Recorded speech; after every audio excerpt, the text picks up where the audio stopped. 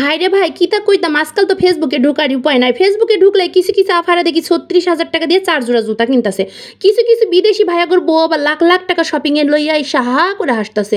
কিছু কিছু আফাই আবার দেখতেছি পাকিস্তানি ড্রেসে তানাবানা শাড়ি নিয়া কি যে পাগল হইতাছে। আর এইদিকে আমি ফকির আলট্রা প্রো ম্যাক্স আলমারি থেকে একখানা পুরানো শাড়ি বের করছি। এই শাড়িখানা পিন্দা ট্রায়াল দিতাছি যে এই শাড়িখানা যদি আমি এবার ঈদে পরি পাবলিক কি আমার মাইনা নিবানে, ঈদে কি এই শাড়ি পিন্দা যদি ভিডিও করি কেউ কি আমার ভিডিও দেখবানে। যাই হোক কিতা করতাম বন্ধুরা, আমার স্বামী তো আর বিদেশ থাকে না, আমার স্বামী আছে দেশে থাকে, আর আমি হইলাম দেশি চাকরি করে, মানে সরকারি চাকরিজীবীর বউ। আমার ভাই অত শকটক নাই, এত ঈদের কেনাকাটাও করার নাই। হ্যালো এভরিওয়ান, আসসালামু আলাইকুম। কেমন আছেন সবাই? নিশ্চয়ই ভালো আছেন। আলহামদুলিল্লাহ আমিও ভালো আছি। চলে আসলাম আবার একটা ছোট ব্লগ ভিডিও নিয়ে। আশা করছি যে যেখানে আছেন সবাই অনেক অনেক বেশি ভালো আছেন। যাই হোক, অনেক আপার আবার ভিডিওর মধ্যে আজকাল শুনি বলে আপা আপনাদের কি মার্কেট করা হয়েছে একটু জানাই না। রে ভাই, মার্কেট টার্গেট আমার করা হয় নাই, কারণ আমি গরিব মানুষ, আমারও তো মার্কেট টার্গেট লাগে না। জামাই আবার আমার জন্য একটা ওই যে গলির দোকান আছে না, ওইখান থেকে একটা 3 পিস নিয়ে এসে দিছে। এইটাই আমার ঈদের মার্কেট। তা এত মার্কেটের ভিড়ে আমার মার্কেট যদি তোমাদের দেখায় তোমরা কেউ পছন্দই করবে না। আর কবানি কি ফকিরনি মার্কেট করছে, এই কি মানুষের সামনে শো করা যায়, তাই আর দেখাইলাম না।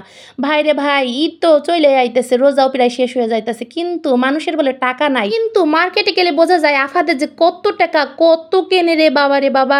আমরা তো চান্সই পাই না কোনো দোকানে গেলা, যে আমরা তো গরিব মানুষ কেমনে কিনতাম এদের কি এনে। আর আমরা শুধু তাকাই তাকাই দেখি যে কোন 3 পিসেরা কিনতেছে, কত দাম। আর আমরা যদি একটু কিনতেও যাই 3 পিসের গায়ে যে লেখা থাকে না, এই দিকে এবার ফিরে আসি আর ভাবি ওরে বাবা এত টাকা দিয়ে 3 পিস কিনুম, এর থেকে ওই টাকা দিয়ে পুরো বংশের মার্কেট হয়ে যাইব।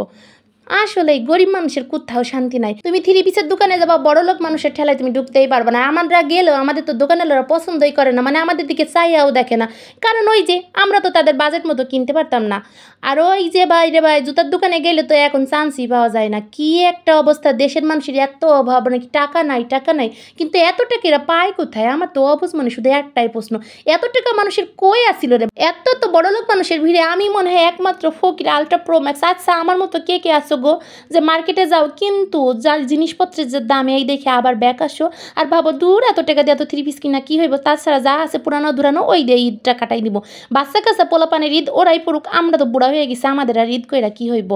যাই হোক, অনেকক্ষণ ভগর করলাম আর আজারে আমার একটা ভিডিও দিতেছি। তো ওইখানে প্রথমে হচ্ছে রোস্ট রান্না করে নিয়েছে। তো রোস্ট আমি কিভাবে রান্না করলাম সম্পূর্ণ কিন্তু দেখাই দিছি, কিছু অংশ একটু কাটা আছে, তাছাড়া হচ্ছে সম্পূর্ণ ভিডিওটাই কিন্তু দেখতে পাইছো কিভাবে রোস্টটা রান্না করছে। আর এখন হচ্ছে এখানে পোলাও রান্না করছি, এক হাঁড়ি পোলাও রান্না করছি, কিন্তু আমার দর্শকদের জন্য যার যার খাইতে মন চাইবে আমার বাসায় চলে আইসো। আচ্ছা আজকের ভিডিওটা কিন্তু আমি এখানেই শেষ করে দিতেছি। এই যে দেখতে পাচ্ছ আমাদের আন্ডা বাচ্চারা, আমি ওই যে নানি বাড়িতে গেছিলাম, আমার আম্মা অসুস্থ ছিল, তার মধ্যেকার এই ভিডিওটা। তো সবাই ভালো থেকো, সুস্থ থেকো। আজকের মতো বিদায় নিলাম, আবার আজারে মার্কা কোনো না কোনো দিন একটা ভিডিও নিয়ে চলে আসবো। সবাই ভালো থেকো, আল্লাহ হাফেজ।